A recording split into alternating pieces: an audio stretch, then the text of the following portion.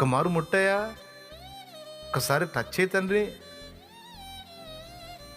తమ్ముడు అట్లాంటి ప్రార్థన కావాలి తమ్ముడు, అలాంటి మొండితనం కావాలి ప్రార్థనలు, అలాంటి పట్టుదల కావాలి. కాబట్టే ఒక జనాంగాన్ని ప్రభావితం చేయగలిగారు.